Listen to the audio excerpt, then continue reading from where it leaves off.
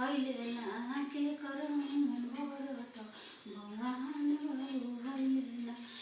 कौशल्या के राम सौमित्र के लक्ष्मण कौशल्या के राम के